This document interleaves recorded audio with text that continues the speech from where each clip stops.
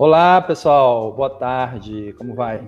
Hoje, dando sequência aqui na nossa série de entrevistas, na verdade, bate-papo com pesquisadores, nós temos bate-papo com a pesquisadora, professora doutora Elren Passos Monteiro. Professora Elren, muito obrigado por ter interrompido aí durante uma hora as suas férias para conversar aqui com a gente, conversar com os alunos, especialmente, né, com os nossos alunos, sobre ciência, né? Porque esse bate-papo aqui é para estimular, né, e ensinar pelo exemplo os nossos alunos sobre metodologia científica. Então, Elren, muito obrigado por ter aceito o convite.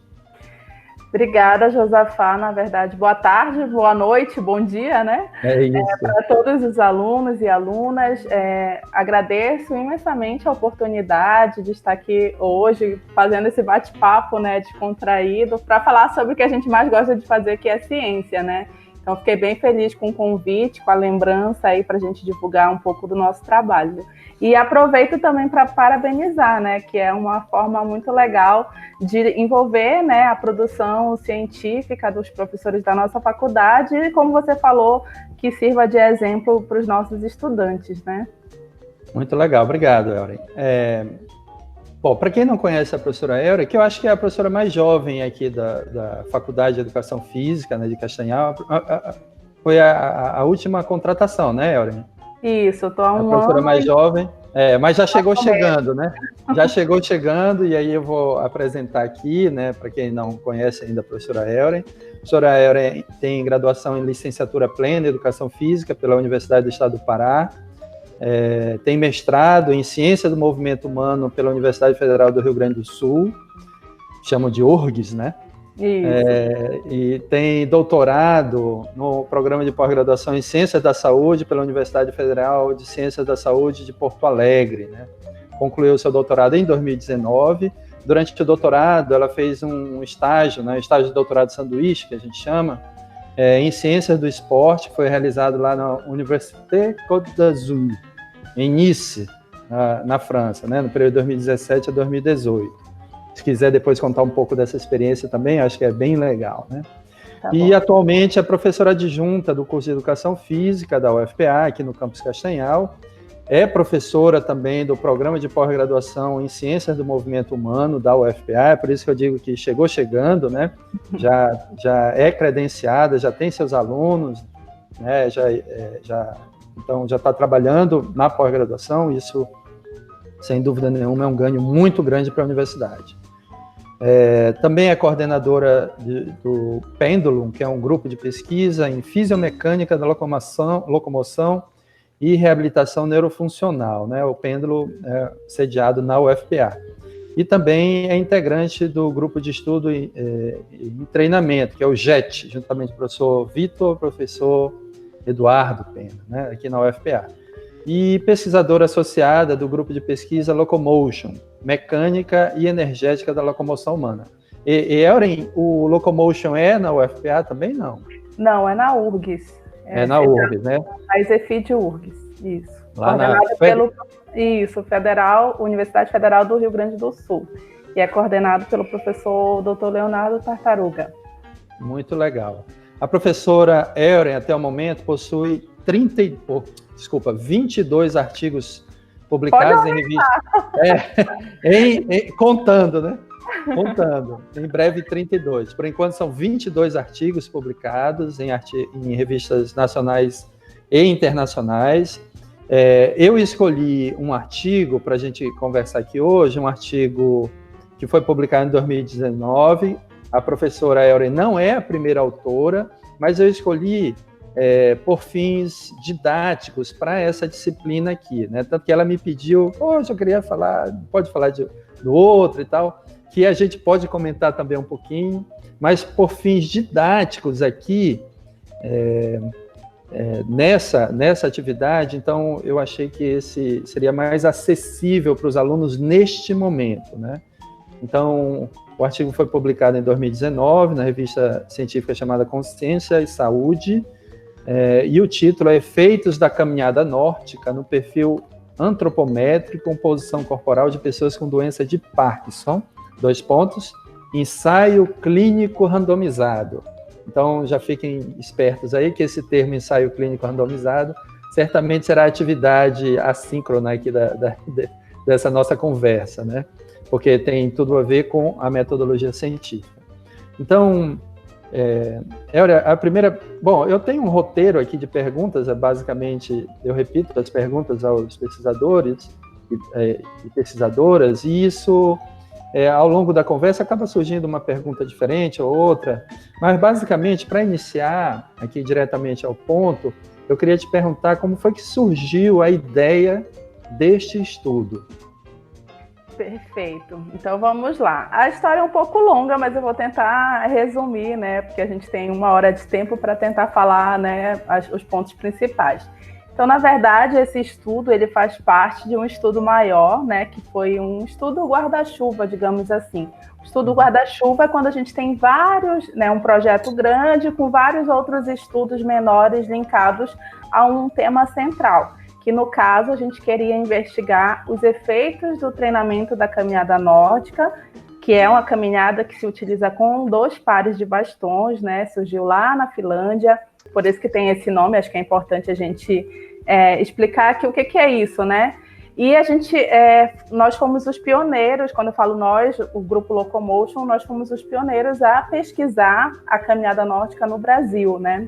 E especificamente na população com doença de Parkinson.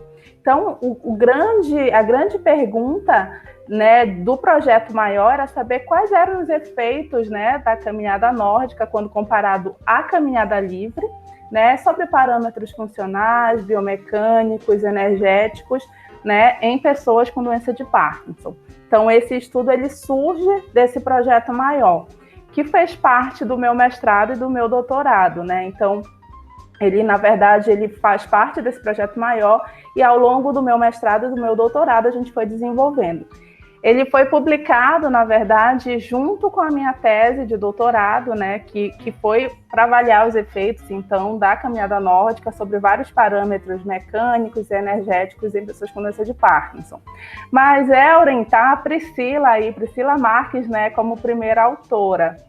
E aí a gente justifica que, assim, como um projeto maior, a gente tem pesquisadores, pessoas, estudantes de iniciação científica, né, pessoas que fazem especialização, mestrado, que geralmente também ajudam, o que a gente chama a nossa equipe de coleta de dados, a nossa equipe de pesquisa, que ajuda a conduzir, né, esses trabalhos. Lembrando que ninguém faz pesquisa sozinho. Então, para fazer, por exemplo, um ensaio clínico, que a gente vai falar mais na frente, a gente precisa de um conjunto de pesquisadores, que são estudantes da graduação, da especialização, do mestrado, do doutorado e até do pós-doutorado.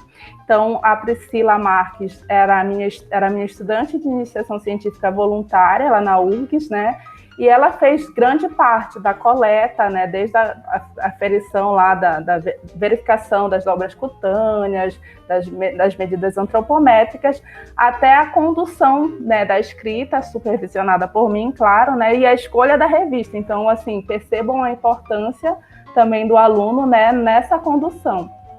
E aí nós acabamos publicando ali, junto com a minha tese de doutorado, né, mostrando então os efeitos desse treinamento nessa população. Muito legal. Isso que você está falando, assim, da posição que você mencionou, né, a posição dos autores, isso é interessante os estudantes entenderem que existem razões, né, motivos para essa ordem. Então, isso não é uma ordem aleatória, né? Então, ali, os primeiros autores são aqueles autores que a gente diz assim, costuma dizer, quem carregou o piano nas costas, né, quem trabalhou mais. Coloca a mão na massa. Em geral, o último autor é o orientador, muitas vezes a pessoa que teve a ideia do projeto, outras vezes é a pessoa que conseguiu financiamento, né, teve a ideia e conseguiu o financiamento em relação a projetos de pesquisa dentro da universidade, né, de TCC, ou de mestrado, ou de doutorado, ou de especialização. O primeiro autor normalmente é o aluno e o último autor é o orientador do trabalho, né? Então, existem motivos para isso, né? E também você não vai, como aluno, produzir um trabalho com orientação e depois vai escrever um artigo e mandar para uma revista só com o seu nome, né? Não pode fazer isso. mas a gente já viu exemplos disso, inclusive na pós-graduação. E muito menos mandar sem avisar o orientador. Então, a submissão é um acordo entre a equipe, né? Todos os pesquisadores precisam dar anuência disso. Então, isso é uma coisa importante que foi mencionada aqui. Euren, e nesse estudo especificamente, qual foi o problema que foi investigado, né? Qual foi o problema e qual foi a pergunta de estudo? Certo. Então, assim, eu vou explicar um pouquinho o método, né, da caminhada nórdica para a gente chegar, então, nesse problema, né? Então, para quem não conhece, a caminhada nórdica é uma caminhada natural que usa 2 pares de bastões, né? Então, quando você caminha com esses bastões, você aplica uma força nos bastões, essa força vai te impulsionar, a força que você aplica vai fazer uma força de reação no solo, isso vai te impulsionar mais à frente. Só que vários estudos na literatura já demonstram que quando você aplica essa força, você tem uma ativação muscular maior de membros superiores, né, de braços e troncos, quando comparado à caminhada livre. E isso provocaria um maior gasto energético, né, um gasto calórico. A partir disso, nós pensamos, será que a caminhada nórdica, por ter uma maior ativação, né, muscular de troncos e membros superiores, quando comparada à caminhada livre, ela vai promover alguma mudança mais efetiva ou maiores mudanças, né, nessa população quando comparada à caminhada livre, né, já que quando a gente usa os bastões, cerca de 90% dos músculos são ativados, né, na caminhada nórdica, e na caminhada livre só os músculos dos membros inferiores. Então, a partir disso, nós partimos da seguinte pergunta, né? Será que a caminhada nórdica, usar os bastões quando a gente caminha, ela tem mais efeito na composição corporal e nos parâmetros antropométricos quando comparados à caminhada livre, em pessoas com doença de Parkinson? Então, o nosso problema, nosso eixo central de pergunta partiu daí. Entendi. Muito legal. Você falando, explicando o que é a caminhada nórdica, eu lembrei que ontem eu assisti um filme chamado A Escalada, né? Inclusive é um filme francês, não sei se você já assistiu, está lá na plataforma de streaming aqui mais popular, e conta a história de um franco-argelino, um morador da periferia de Paris, né, aquela periferia formada especialmente por imigrantes, né, mais pobres e tal. E aí ele se vê em um desafio, né, para agradar uma pessoa que ele gostava, de escalar o Everest. Uhum. E aí, assim, ele nunca tinha escalado nada, não tinha experiência nenhuma. E aí ele conseguiu um patrocínio e foi, né? E durante a caminhada, né? Durante a caminhada até acessar na verdade, não só até acessar o campo base, né? Porque tem alguns momentos que eles utilizam outros equipamentos. Mas na maior parte da caminhada, ele usa os bastões, né? Uhum. Todos ali usam aqueles bastões. E eu tive uma experiência pequena, assim, no Chile, né? Fazendo uma caminhada daquelas, e nas montanhas, de usar um pouco, né? E lá naquele momento funcionava para melhorar o equilíbrio, né? Porque dá mais pontos de apoio. Realmente, assim, para mim ajudou bastante naquele cenário, né? Eu lembrei da história do filme de ontem. Mas é muito legal tu fazeres esse comentário, porque realmente a caminhada nórdica ela vem daí, né? Quando os esquiadores eles queriam continuar treinando no verão e não tinha mais neve, né? Então, eles resolveram ir adaptando o esqui, né, e os bastões de esqui, e continuar treinando no verão. Então, daí que surgiu a caminhada nórdica, né, que é muito comum na Europa, né, na neve, mas também no verão. E agora está chegando, né, nos últimos 8 anos, está chegando no Brasil e está crescendo em todo o mundo, assim, justamente por isso que tu falou, que não as pessoas associam muito assim, a neve, né, mas quando você utiliza, você tem uma maior estabilidade, maior equilíbrio dinâmico, né? Então, isso é muito legal, principalmente para as pessoas que têm alteração locomotoras, déficit de equilíbrio, né? Então, por isso que a gente também utiliza bastante na doença de Parkinson, já que eles têm essas alterações e os bastões ajudam muito nesse funcionamento, né? Durante a locomoção. Legal. Lembrei de uma outra história também, vou contar. Pode contar. Na época que eu ainda clinicava, né, como a gente chama, que eu atendia pacientes antes de entrar na universidade, bom, eu fiz a minha residência, a minha especialização em reumatologia, né, em reabilitação em reumatologia. Então, atendia pacientes com artrite reumatoide, esse tipo de coisa, né, as artroses da vida, muitos pacientes idosos.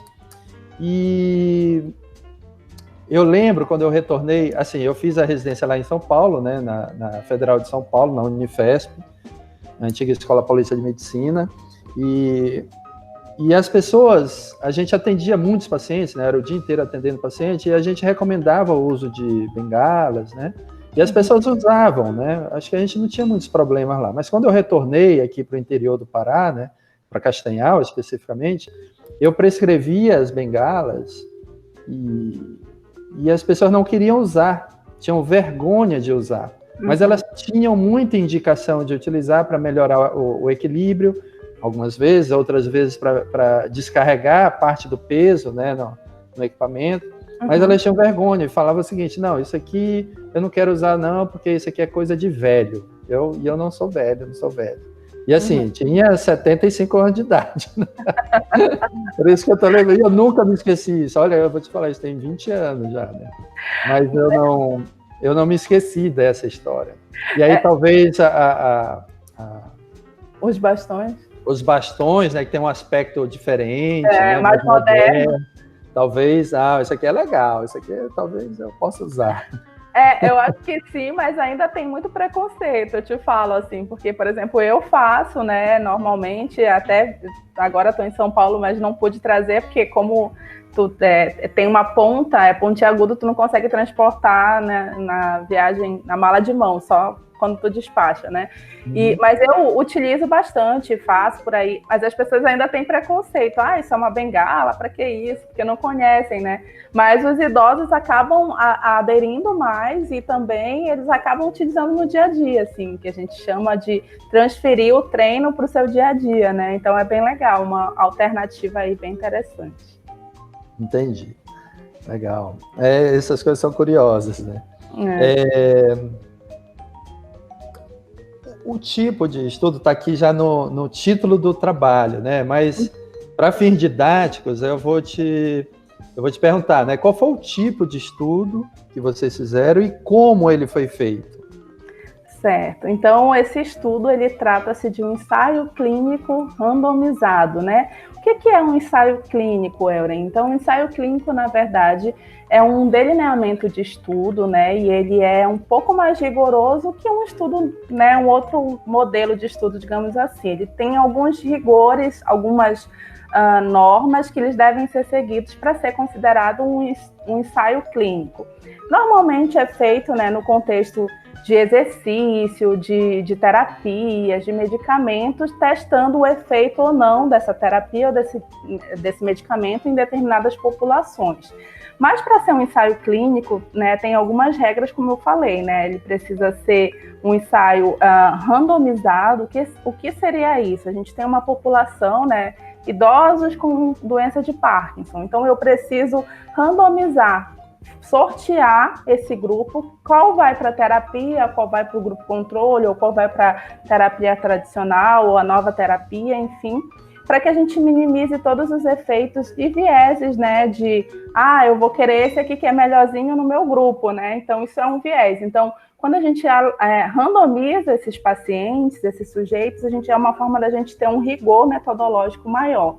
É necessário também sempre ter um grupo controle ou uma terapia tradicional. Nesse caso, a gente não tinha um grupo controle, a gente tinha uma terapia tradicional, um exercício tradicional, que era a caminhada livre, né? Como a gente estava com outro modelo de caminhada, a gente queria comparar qual era mais efetiva que a outra. No caso, se a caminhada nórdica era mais efetiva que a caminhada livre, né? E aí tem toda uma questão de cegamento, ou seja, os avaliadores não podem saber para que grupo é aqueles pacientes, né? Tem que ter uma pessoa ali que faz o processo do sorteio ou da randomização, né? Para qual grupo aquele paciente vai, sem poder intervir, né? De forma mais subjetiva, né, na escolha desse paciente para o grupo, o avaliador, e às vezes, em algumas situações, o paciente ou a população não sabe.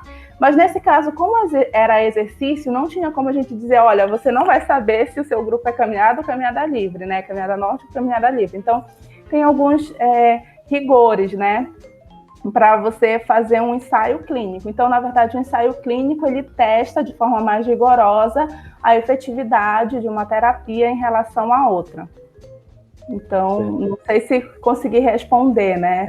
Sempre na área do exercício, que envolve, né, exercício e tudo, é sempre um desafio muito grande, né, fazer o cegamento, né, vamos dizer assim, dos avaliadores, né, e dos sujeitos, porque você está se movimentando, né?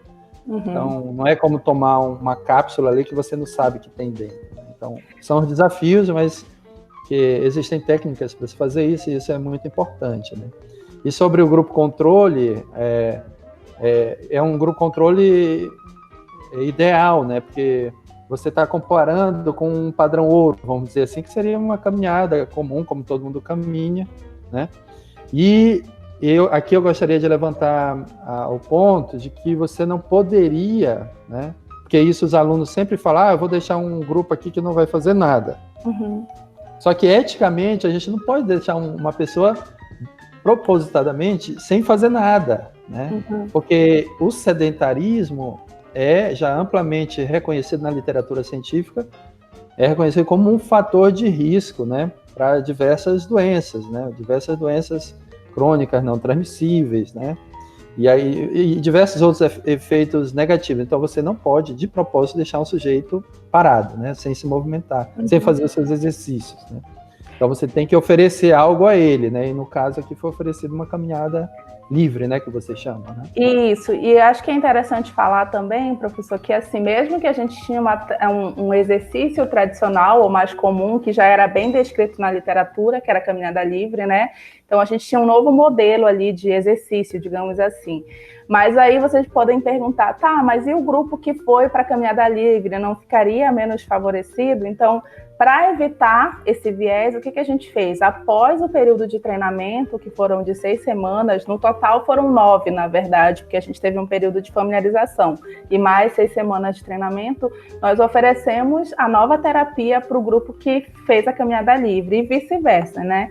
Então, era uma forma ética da gente garantir os benefícios de ambas as atividades para todos os grupos, né? Mas isso que você falou é importante. Mesmo assim, alguns revisores ainda colocam a questão, não tem um grupo controle, né? Com a população que tem alguma doença, o professor já colocou muito bem aí que o sedentarismo ele é um fator de risco, né? E a gente sabe que o exercício físico é remédio, é considerado remédio para determinadas populações, né? E na doença de Parkinson é inevitável, assim, a gente não pode deixar que o paciente fique parado. Se ele ficar sem exercício, ele piora muito os sintomas, né? Então, do ponto de vista ético, a gente não pode fazer isso, deixar o paciente ficar sem fazer nada. O que alguns estudos fazem, né, nos estudos clínicos fazem é assim, você vai ficar, 3 semanas sem fazer alguma atividade e depois você inicia, né, essa terapia, esse exercício ou a testagem de um medicamento, mas, na verdade, ele acaba sendo o controle dele mesmo, mas não é muito recomendado nessa população, né? Mas existem estudos também dessa forma, onde o paciente fica um período sem fazer nada, né? E ele acaba sendo o controle dele mesmo, né? Eu vou pegar agora um exemplo bem assim, que está bem no noticiário, né? Todos os dias, que são os testes fase 3 aí das vacinas, né? Para Covid. Então, eles têm os grupos que estão, de fato, tomando a vacina, que está sendo testada, e um outro grupo, que é o grupo controle, que está recebendo um placebo, né? É uma injeção ali sem nenhum princípio ativo. E aí depois vai comparar. Então, essas vacinas que estão mostrando eficácia e segurança, ela, logo após o término dessa fase 3, essa mesma vacina é ofertada aos indivíduos que eram do grupo controle, né? Porque, olha, ela é legal, ela funciona bem. Beleza, então esses aqui agora que não tomaram ela e serviram como controle, agora de fato vão tomar, porque elas merecem, né? Então, e é assim que funciona, né? E aí, é por isso que é a importância dos ensaios clínicos, né? Realmente para testar a efetividade ou a eficácia de determinado tratamento. Então, por isso que é importante tu ter ali muito bem controlado, randomizado, ter um grupo, né, comparador. Isso é muito importante no ensaio clínico. Legal. Foram 33 sujeitos, né, que participaram do estudo, não é isso? Isso. Foram 16 no grupo experimental e 17 no grupo controle. Isso. Quais foram os principais resultados, Ellen, do trabalho? Tá, eu vou falar um pouquinho da questão da amostra ali, do N amostral, que eu acho que é importante também para quem deseja fazer um ensaio clínico, né? Para a gente falar a efetividade, a necessidade de uma população, a gente precisa fazer um cálculo que é chamado de N amostral ou cálculo amostral, para dizer quantas pessoas são necessárias para testar aquele exercício para determinado tipo de desfecho, tá? No nosso caso, a gente queria testar composição corporal e parâmetros antropométricos, né, na população de Parkinson. Então, nós fizemos um cálculo amostral e deram 14 sujeitos para cada grupo. E por que 33? Então, daria 28, não é isso, Ellen? Isso, mas por se tratar de um estudo, né, longitudinal, com uma população mais, né, que tem limitações, a gente sempre coloca um percentual a mais para evitar a questão de perdas, né? Então, pensem, eu posso começar com 14 num grupo, mas um pode fazer uma cirurgia, pode morrer, que a gente trabalha com essa população que sempre acaba morrendo, ou ele pode não querer mais participar e a gente vai acabar sendo prejudicado no N amostral. Então, a gente coloca um percentual maior. Então, por isso que a gente começou com 33 pacientes, mas ao longo do estudo nós tivemos 4 perdas, né? Que eu acho que eu posso até mostrar aqui, eu posso compartilhar, professor? Pode ser. Eu acho que fica legal aqui para eles verem esse gráfico, que eu acho que vale a pena mostrar bem que isso faz parte do delineamento do ensaio clínico. Então, todo o ensaio clínico, não sei se já está vendo a minha tela? Ainda não. Não? Deixa eu ver se... Acho que agora vai. Só um minutinho. Tá vendo? Agora sim. Agora estou vendo. Tá, então esse aqui é o nosso artigo, né, que é da Priscila Marques e colaboradoras. E aqui eu vou mostrar algo importante para vocês, que a gente fala de fluxograma, tá? Que eu acho que é legal a gente falar no ensaio clínico. No ensaio clínico, a gente precisa registrar todos os contatos que a gente faz, como que a gente selecionou os critérios de elegibilidade, ou seja, quais são os critérios de inclusão para a gente incluir aqueles pacientes. E aqui está, né, o nosso fluxograma, que para quem faz o ensaio clínico é essencial. Esse é sempre uma figura importante no estudo de ensaio clínico, né? Então a gente tem aqui quantos pacientes foram incluídos, os motivos que a gente excluiu, enfim. Então, para vocês verem aqui, nós avaliamos 75 pacientes, tá? E aí eu falo assim que é difícil fazer um ensaio clínico com populações assim de grupos especiais. Por quê? Desses 75 aqui, para a gente conseguir chegar nesses 75, eu fiquei 1 ano e meio no Hospital de Clínicas de Porto Alegre, vendo prontuários, indo nas unidades básicas de saúde, associação de Parkinson, divulgação no Facebook, Instagram, enfim, nas redes sociais, em jornais, para a gente conseguir esse número aqui. Porque algum tempo atrás a gente não tinha uma divulgação muito específica sobre o exercício na doença de Parkinson. Então as pessoas ainda tinham muito aquela visão assim, eu vou lá para ser rato de laboratório, né? Então não tinham o conhecimento de que o exercício era tão importante, né, nessa população. Mas ainda assim, depois de 1 ano e meio, eu consegui 75 pacientes. E após nós aplicarmos, né, os critérios de inclusão, ou seja, ter Parkinson, ter um período específico do diagnóstico, né, e, por exemplo, deambular sozinho, que era importante para fazer o treinamento, não ter cirurgias recentes, enfim, e outras razões, a gente acabou chegando em 33 pacientes que foram randomizados, ou seja, após fazer toda a avaliação, né, nós chegamos em 33 pacientes. Aí chega aquela parte da randomização que eu falei para vocês, né, da aleatorização ou sorteio para os diferentes grupos. Então, a gente teve 17 no grupo da caminhada nórdica e 16 no grupo da caminhada livre.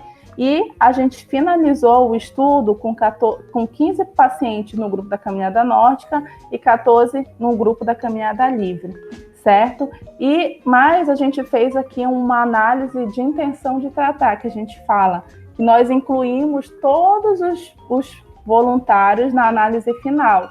Isso é possível através de uma análise estatística, onde a gente consegue mostrar, né, a efetividade do tratamento.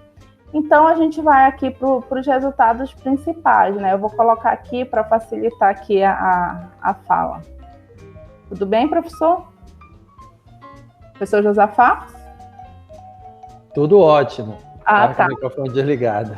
Então, tá. Então, a sua pergunta foi quais foram os principais resultados, né? Isso. Então, aqui nessa tabela 2, vocês podem observar, né, os principais desfechos. O que são os desfechos? São as variáveis, né, que a gente está investigando. Então, eram desfechos relacionados à antropometria e à composição corporal, né, no grupo da caminhada nórdica e no grupo da caminhada livre. Então, a gente tinha massa corporal, IMC, relação cintura-quadril, né, somatório de membros inferiores e superiores, somatório de dobras cutâneas, massa magra, massa gorda, massa óssea e percentual de gordura, massa muscular e massa óssea. Então, olhando aqui, não se assustem, tá? É bem tranquilo de entender. Então, vocês estão vendo aqui, primeiro nessa coluna aqui, à esquerda, o grupo da caminhada nórdica, pré e pós o período de treinamento, e na coluna direita, pré e pós-treinamento do grupo da caminhada livre. Esses asteriscos aqui a gente coloca para indicar onde teve diferença, né, entre os grupos, e aqui as hashtags, né, a gente coloca para mostrar onde teve diferença após o período de treinamento. Então, os principais resultados assim, gerais que a gente tem, que teve uma melhora significativa na relação cintura-quadril, especificamente para o grupo da caminhada da caminhada livre. E o que isso representa, professora? Um menor risco de doenças cardiovasculares, né? Então, reduzir esse perímetro, né? Essa relação cintura-quadril é importante para a redução de possíveis outras doenças crônicas. Isso foi importante para o grupo da caminhada livre, não tendo diferença no grupo da caminhada nórdica. E um outro resultado importante que a gente teve foi no somatório de dobras cutâneas, e aí isso foi igual para os dois grupos, ambos os grupos reduziram, né, o somatório de dobras cutâneas, sendo que o grupo da caminhada nórdica foi em torno de 151 para 144, e o grupo da caminhada livre foi de 139 para 133, com os valores, né, maiores ali para a caminhada nórdica. Porém, isso não teve diferença entre os grupos, tá? Então, ambos os grupos reduziram esses valores. E outro resultado importante que nós tivemos foi aqui nos membros, na circunferência dos membros superiores, onde a gente teve uma redução, né, no grupo, para ambos os grupos, tanto para o grupo da caminhada nórdica, que foi de 123 para 117, e para o grupo da caminhada livre, que foi de 103 para 98, ou seja, ambos os grupos também reduziram esses parâmetros, né, antropométricos de circunferência de membros superiores. Porém, se vocês observarem os valores aqui, eles foram maiores para a caminhada nórdica, o que a gente já esperava, uma vez que quando você usa os bastões, você tem essa maior ativação, né, de membros superiores e tronco. E para os demais variáveis, não houve modificação após o período de treinamento, ou seja, tanto o protocolo de treinamento de caminhada nórdica e de caminhada livre, ele não foi efetivo, né, para modificar esses parâmetros em 6 semanas. Então, de forma geral, professor, esses foram nossos principais resultados, né, desse estudo. Excelente. E o que é que explica, né? Como é que foi a discussão desses resultados? O que explica esses resultados que vocês encontraram? Perfeito. Na primeira tabela, acho que acabou passando um pouco rápido, mas depois, se você quiser fazer o print e deixar ali, a gente já tinha uma diferença, mesmo eles sendo randomizados, né, os grupos randomizados, eles já tinham uma diferença de massa corporal e massa magra. O grupo da caminhada nórdica, ele era mais, digamos assim, tinha maior massa corporal, 81 quilos, e a caminhada livre, 67. E em relação à massa magra também, o grupo da caminhada nórdica, tinha 63, né, quilos, e caminhada livre 51 quilos. Ou seja, já tinha uma certa diferença ali, né? Mas a mensagem principal, o que explica isso é que o treinamento, né, a gente fez um treinamento progressivo, ou seja, de 65% a 85% da frequência cardíaca máxima de reserva, foi feita uma periodização individualizada a partir da distância percorrida, era um treino intervalado, e os treinos eles foram iguais, tanto para a caminhada nórdica quanto para a caminhada livre, ou seja, era o mesmo protocolo, a única diferença era o uso dos bastões, né? Mas o aquecimento, a parte central e a parte final era exatamente o mesmo protocolo. Então, a gente viu que esse protocolo ele pôde gerar algumas adaptações para alguns parâmetros, né, de composição corporal, principalmente relação cintura-quadril, para o grupo da caminhada livre, que é essencial. E por que para a caminhada livre e não para a caminhada nórdica? Porque tem uma explicação importante. Na caminhada livre, por você não ter os 4 apoios, o que você acaba tendo? Uma maior ativação de membros inferiores. Isso já está comprovado nos outros estudos que fizeram análise de ativação eletromiográfica. Então, ou seja, não usar os bastões acaba exigindo mais também de membros inferiores para quem faz, né, a caminhada livre. Isso pode explicar, né, esses resultados melhor para o grupo da caminhada livre. E para o somatório para a circunferência de membros superiores, ambos foram iguais, né? A gente teve ali uma redução nesse parâmetro, mas com os valores maiores para o grupo da caminhada nórdica. Isso também pode ser explicado pela essa maior ativação de membros superiores, né, durante o uso dos bastões. Então, a principal explicação seria essa, né, que essa possível ativação muscular de membros superiores, ela foi mais favorável para o grupo da caminhada nórdica, enquanto que essa maior ativação de membros inferiores para o grupo da caminhada livre. Mas é importante a gente colocar algumas questões aqui, professor, que eu acho que não lembro agora se a gente falou isso no estudo. Nós não controlamos a questão alimentar, que isso é muito importante para um estudo de composição corporal, né? Na verdade, esse não era um dos principais focos do estudo maior, né? A gente acabou surgindo essa pergunta de pesquisa ao longo, né, do grande projeto, mas não era o nosso foco. Então, a gente acabou não fazendo uma análise recordatória alimentar, a gente não fez um acompanhamento para ver se houve alguma modificação, né, na questão alimentar. A gente acha que também isso pode ser um viés ali para os nossos resultados. E também 6 semanas talvez não tenha sido suficiente para modificar, né, a composição corporal de fato, né, porque não teve mudança de massa magra e nem de massa gorda, né, só do somatório de dobras cutâneas. Então, talvez um treino mais prolongado, né, a gente poderia ter resultados ali mais interessantes para os outros parâmetros de composição corporal.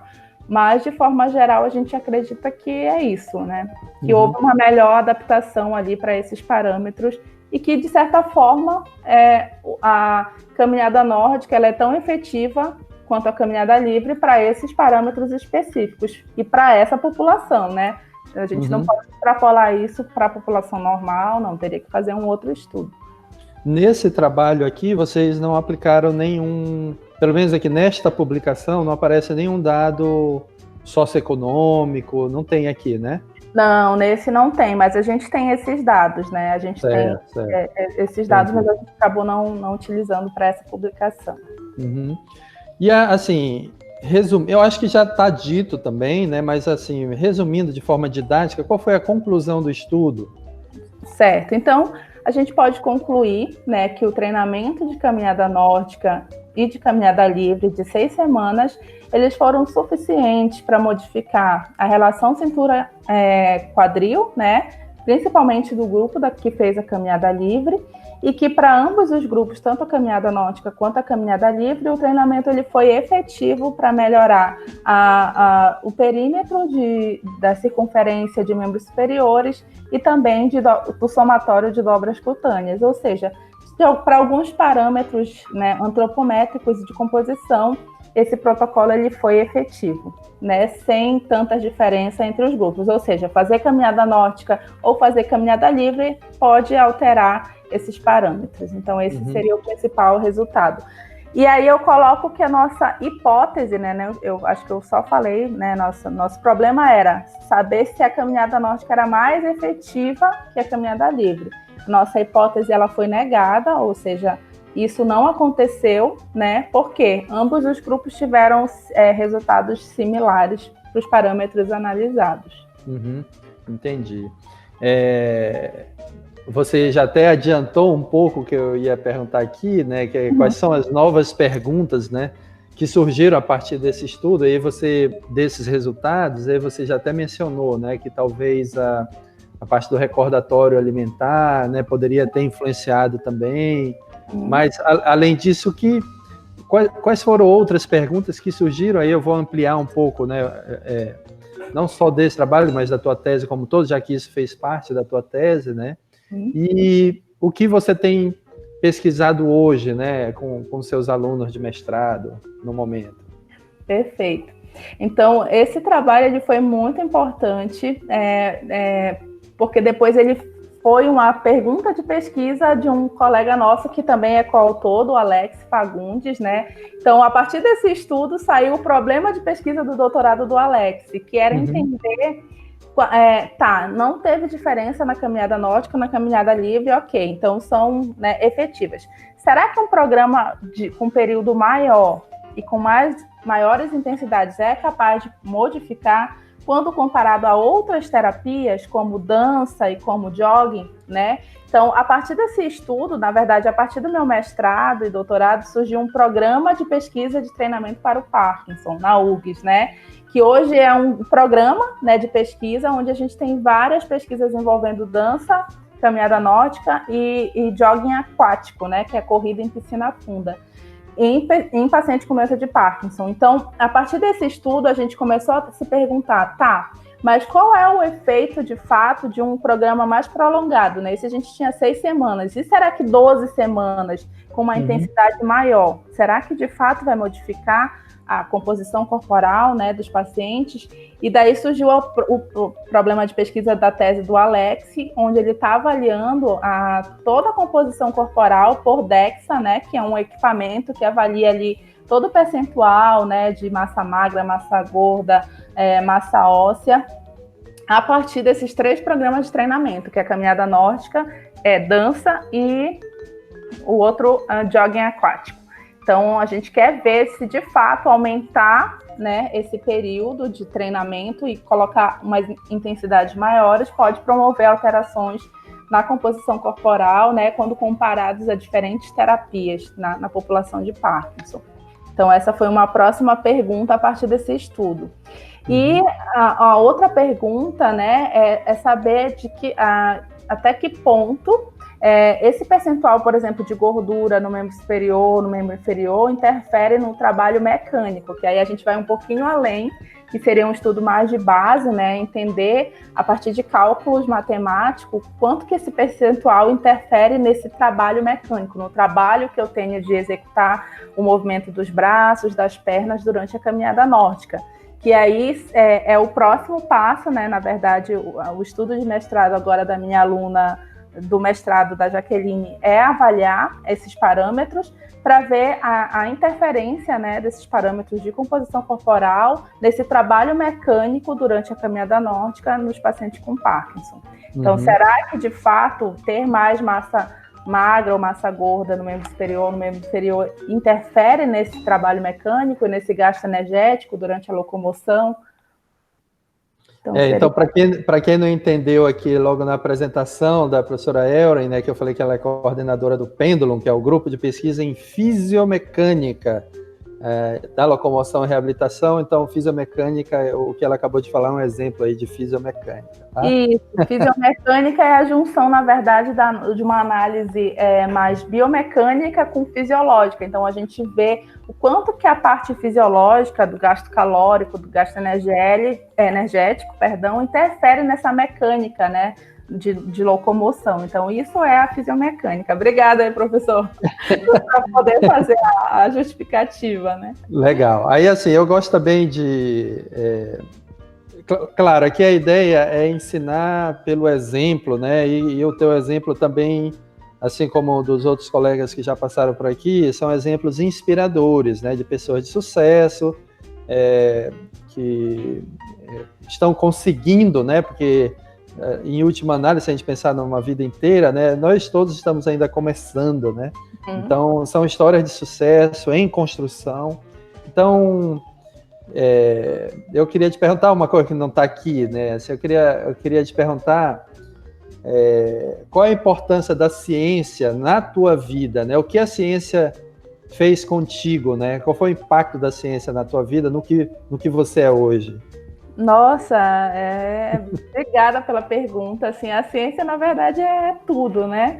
A ciência modificou a minha vida. Eu falo que eu saí do Pará, né? Atravessei o Pará para o sul do Brasil, a partir de uma pergunta de pesquisa da minha prática, né? Eu tinha acabado de me formar, fui atender numa clínica, né? Comecei a dar aula numa clínica, e aí um paciente com Parkinson, meu primeiro aluno, seu João, até hoje eu falo que ele é a minha inspiração, e até me emociono quando eu falo sobre essa história, que ele travou na minha frente, ele não conseguia andar. E aí eu, recém-formada, não tinha visto nada sobre Parkinson, não entendia sobre o movimento humano, e naquela hora eu me senti de mãos atadas. E agora eu preciso estudar, eu preciso entender o movimento humano para eu poder dar uma melhor qualidade de vida para o meu aluno, né? Fazer com que o exercício melhore esses parâmetros. E foi a partir daí, então, que eu fiz mestrado, doutorado. Tem um pouco da minha vida pessoal também. Minha mãe teve um episódio, né? Teve um episódio familiar em que minha mãe perdeu os movimentos, e aí a partir daí eu disse que eu ia usar minha profissão para ajudar as pessoas, né? Através de fazer pesquisa e fazer ciência. E aí eu fui atrás do mestrado em ciência do movimento humano, né? No mestrado, o meu estudo, que era para ver os efeitos do exercício, né, da caminhada nórdica em pessoas com doença de Parkinson, foi um sucesso. A gente, após terminar, os pacientes escreveram uma carta, né, para a direção da faculdade, para a reitoria, pedindo para que se tornasse um programa permanente. Então, de 33 pacientes, a gente começou a atender 100, né, e está lá até hoje, já está na sua 10ª edição o programa. A gente já atendeu mais de 600 pacientes com Parkinson, idosos, e viram várias pesquisas de mestrado, doutorado, pós-doutorado, né, onde a gente mostra o exercício físico, os efeitos do exercício físico nessa população, né? Então, a ciência, ela modificou a minha vida. Eu tive a oportunidade, no doutorado, de ir para a França, né, através do estágio sanduíche. Trabalhei com um dos maiores nomes da biomecânica, né, que eu nem acreditava quando eu cheguei lá em Nice, que eu cheguei na universidade, que eu me dei conta, né? Eu falei, meu Deus, eu estou com um dos maiores pesquisadores da área, mais respeitados, que é o professor Jean-Benoît Morin. E ir para lá também me fez abrir os horizontes do que é fazer ciência, do que é fazer pesquisa, né? A gente ainda está dando os nossos passos com todos os esforços aqui no Brasil, mas eu cresci muito lá, e eu disse que isso seria o meu propósito de vida, né? Ajudar outras pessoas através da ciência, né? Tanto a população com Parkinson, idosos, mas também na formação de novos pesquisadores, porque sem ciência a gente não evolui, né? Então, respondendo essa pergunta, a ciência, para mim, ela é essencial, né, para a humanidade. Ela modificou minha vida, e eu acredito que ela é essencial para que a gente possa continuar evoluindo e crescendo e tornando uma sociedade um pouco melhor. Muito bom, Elra. Muito obrigado pelo relato aí da tua experiência, porque, sem dúvida nenhuma, é uma experiência inspiradora, né? Para todos os nossos alunos, uma mulher, né? Saiu do Pará, foi fazer sua pós-graduação fora, e depois mais fora ainda, né? Foi fazer no Rio Grande do Sul, e depois foi para a França, voltou e entrou na universidade aqui como docente, está construindo agora a carreira docente também brilhantemente.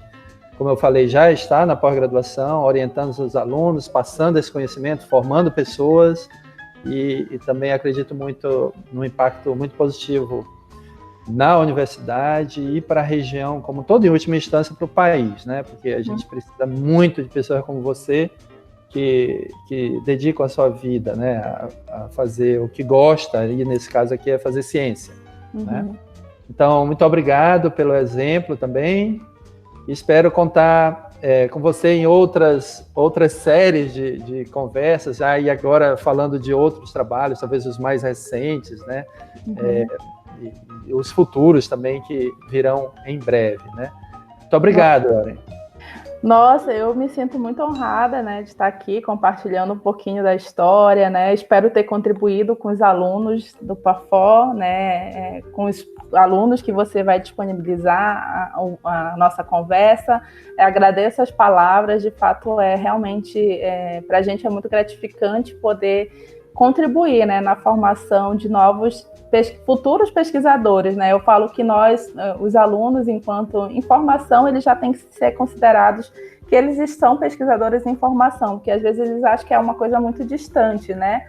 E não, a gente tem exemplo claro que você está fazendo isso, trazendo vários pesquisadores aí com as suas áreas específicas de atuação, né? Com os exemplos também dos colegas, então que a gente espera que os nossos alunos se inspirem, né, e continuem fazendo a ciência, que isso é fundamental para a humanidade. Então, obrigada, professor Josafá, parabéns pela brilhante ideia de fazer essa atividade, né, e conte comigo aí para as próximas, estou à disposição.